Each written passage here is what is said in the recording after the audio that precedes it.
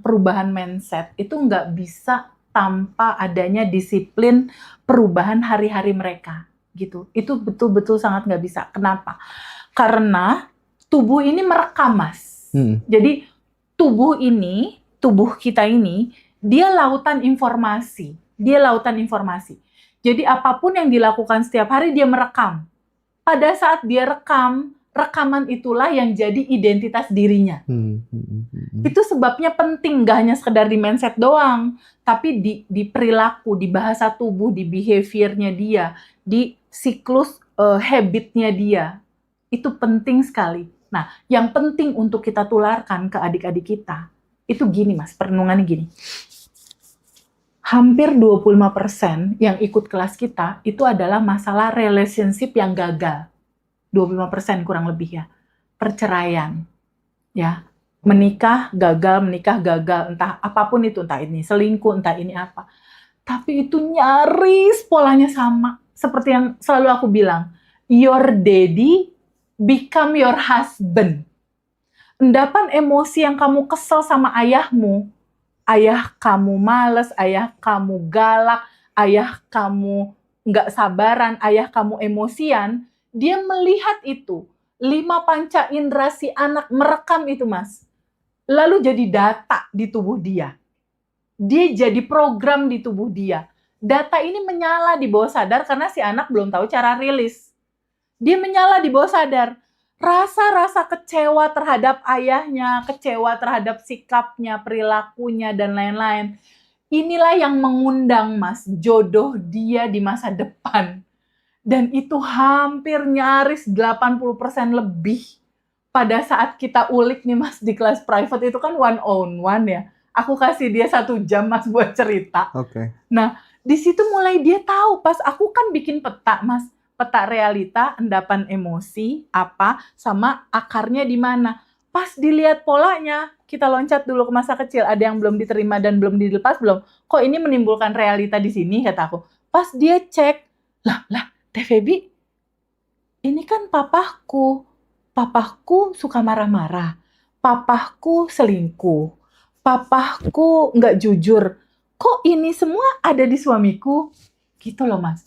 Nah, atas dasar itu, anak-anak yang umur 20 tahun, 25 tahun, kan itu waktunya dia mau mencari jodoh, Mas.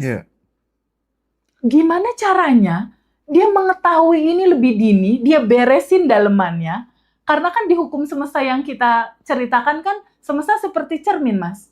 Realita hidupmu, gambaran dalemanmu. Kalau dalemannya masih membawa cerita, memori yang dia lihat, dia dengar, dia rasakan dari ibu bapaknya, itu udah bisa kegambar, Mas, realitanya ke depan. Ya, Teh, aku izin pause sampai di titik ini ya. Aku pengen bertanya coba, apakah kemudian bisa dipastikan bahwa perilaku-perilaku yang dilakukan oleh orang tua, terus kemudian itu dilihat sama anaknya, ya misalnya si ibu itu sering gonta-ganti pasangan gitu, dan anaknya tahu gitu ya, atau kemudian sebaliknya lah ya, atau berbagai macam tindakan-tindakan yang kurang etis ya, secara etikabilitas itu tidak support untuk pertumbuhan si anak, itu akan menjadi kebiasaan yang diwariskan buat anak-anaknya ke depan kah? Sebetulnya bahasanya bukan diwariskan, Mas. Secara saintiknya nih, secara sainsnya, itu anak merekam, Mas. Rekaman itu jadi memori data di tubuh dia dan jadi program. Program inilah yang membentuk realitanya. Karena anak ini melihat lewat 5 panca indera, Mas Hendra. Lewat mata mereka, dia melihat. Lewat telinga mereka, dia mendengar. Lewat rasa hati mereka, mereka merasakan. Ini masuk, Mas, ke bawah sadar. Semua yang masuk ke bawah sadar, dia jadi program, Mas Hendra. Dan ini yang menyala, mengundang realita. Kalau anaknya nggak tahu gimana? Anak itu tahu atau nggak tahu? Kalau anaknya nggak tahu. Nggak tahu soal apa? Misal nih. Behavior ibunya. Nggak melihat, nggak mendengar gitu. Nggak. Karena gini, aku ada teman, dia itu sering dulu diajak sama mamanya ke tempat, mohon maaf, lokalisasi gitu. untuk menjemput ayahnya yang nggak pulang-pulang gitu. Oke. Dan sekarang dia juga gitu. Gampang sekali ganti pasangan. Maksudnya Teteh seperti itu, case seperti itu. Iya, disadari atau tidak disadari itu memori terekam. Tapi gini, kalau aku boleh jujur sama kisah hidupku ya, aku yang nggak tahu nih, kenapa itu nggak terjadi sama aku, sama Boyke kakakku. Aku tuh lahir besar di Jakarta, Mas Hendra. Di daerah Jakarta Selatan, di belakang Halimun, Halim Perdana Kusuma. Sunda Kelapa. Depannya Menteng. Jadi daerah itu adalah daerah narkoba. Gang itu, gang yang seru banget tuh sama putau, sama sabu, sama narkoba yang kayak gitu-gitu. Teman-teman seangkatanku itu udah pada jadi bandar semua, Mas. Iya. Udah jadi bandar narkoba semua. Apa namanya? Halimun? Apa? Daerah Gang Edi lah. Daerah Jakarta lah, itu daerah ya? seru. Iya, ada gang. Kalau di tempatku namanya gangnya tuh gang sadar. Tapi orangnya banyak yang nggak sadar. Jadi depannya tuh Menteng, sebuah wilayah itulah keren. Cuma bukan di situ aku tinggal, bukan di yang jeleknya itu. Ada satu lokasi tertentu di dekat Pasar Rumput. Nah, yang aku mau ceritakan adalah bisa jadi anak itu copy paste jadi begitu, tapi itu nggak terjadi sama aku sama Boyke nih masalahnya. Jadi ada satu hal yang lain nih, karena kalau dilihat literatur keluarga aku banyak yang overdosis akhirnya meninggal, putau, sabu, terus ada juga ganja, itu kayak udah biasa. Tapi Mas Hendra, aku nggak tahu kenapa, aku nggak dikasih pengen nyoba, padahal aku melihat, mendengar dan merasakan. Aku nggak tahu kenapa gitu. Ada sesuatu apa? Nah itu yang sepertinya ada tabungan semesta kayaknya ya. Tabungan semesta orang tuaku sepertinya gitu. Dan juga mungkin ada gen-gen keluarga dari pihak papa mungkin yang kuat. Yang pada akhirnya papa bilang, Feby mau kuliah di Jakarta atau mau kuliah di Bandung? Aku mikir, Mas. Lah kalau kuliah di Jakarta lingkungan aku kayak gini, jodoh aku akan dapat kayak gitu.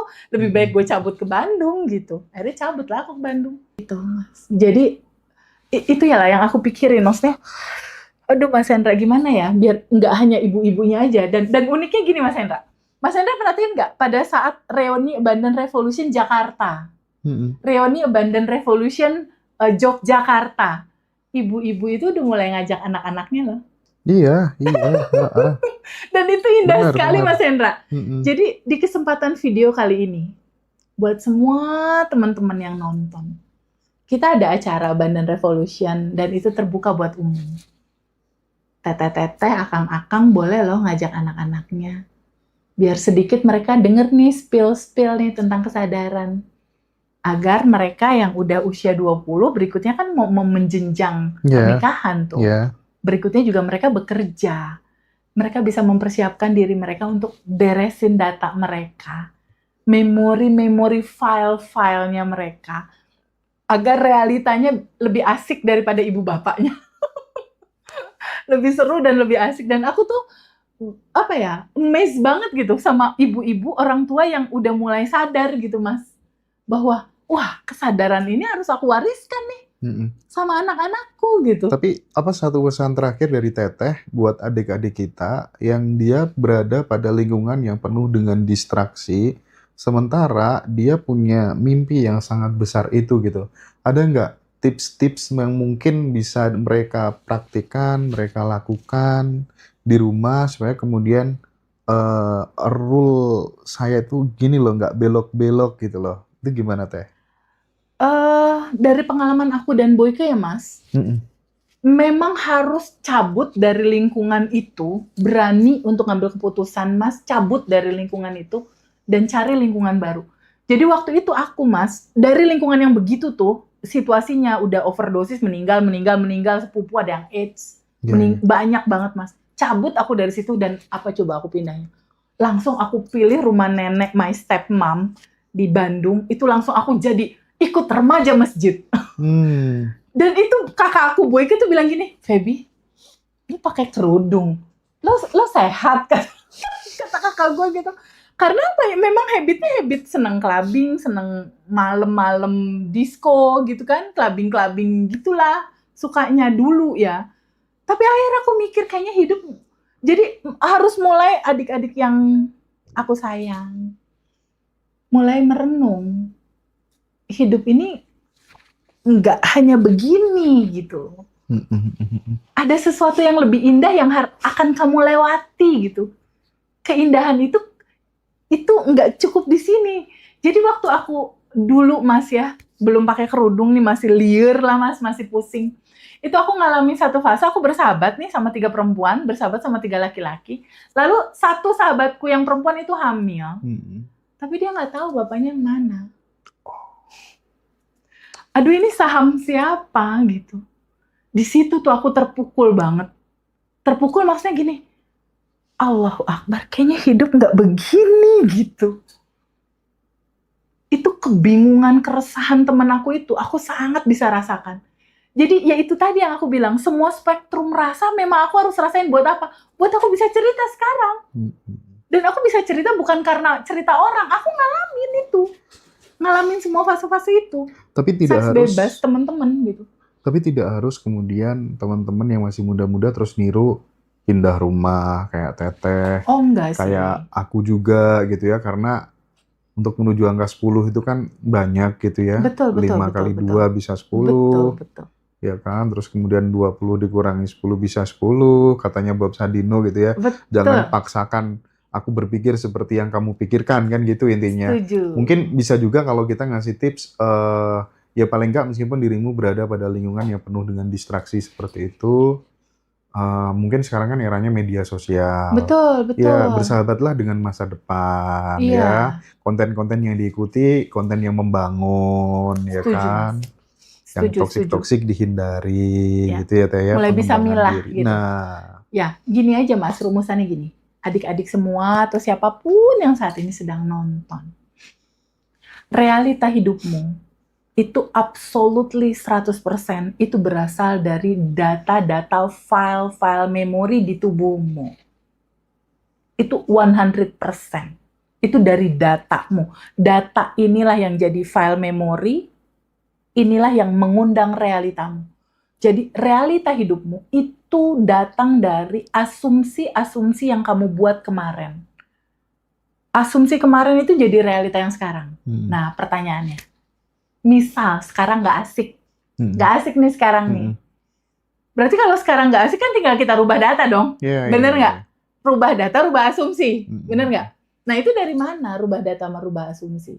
Kamu harus pinter-pinter mengizinkan apapun yang kamu lihat, kamu dengar, kamu rasakan, yang jelek dan nggak enak, yang menimbulkan sesuatu yang pada akhirnya itu nggak asik, mulai kamu pilih. Jadi adik-adik semua, hidup itu adalah pilihan. Kalaupun nggak harus berpindah tempat, kan kalau di kampus juga ada kan komunitas-komunitas yang seru, yang positif dan lain-lain, mulailah ke situ. Tapi ada satu kebiasaan Mas, dari kecil, dari dulu lah, yang aku lakukan. Yang sampai sekarang masih aku lakukan. Dan aku ngerasa, kayaknya itu deh kunci yang orang lain nggak lakukan, aku lakukan. Apa? Aku sering nanya ke dalam Mas. Jadi Feby kecil pada saat SMA, pada saat bingung, aku selalu nanya ke dalam. Bahasanya gini, ya Allah yang maha baik, aku baiknya kuliah di Jakarta atau di Bandung ya? Oke. Dan itu pasti dijawab Mas, sama Allah semesta dan kecerdasannya. Ini kunci dari segala kunci menurut aku. Atau misal, kamu lagi bingung nih, adik-adik lagi bingung. Aduh gimana ya, mama aku berantem. Aduh gimana ya, lingkungan aku kayak gini. Aduh gimana ya, aku mewujudkan masa depanku. Aduh gimana ya, aku bingung nih, harus gimana dalam hidupku. Tanya ke dalam. Ya Allah yang maha baik, tolong kasih aku dong lingkungan yang baik. Aku ingin masa depan yang baik. Tolong tunjukkan ya. Jadi kuncinya kasih pertanyaan. Ke dalam. Oke. Atau ke semesta. Karena Mas Hendra, hukumnya, sunatullahnya, ketika kamu bertanya, itu semesta wajib menjawab, mengantarkan jawaban. Berupa apa? Berupa situasi, berupa kondisi, berupa orang-orang, berupa realita, berupa barang, berupa apapun untuk menjawab pertanyaan itu. Itu keren sih. Oke.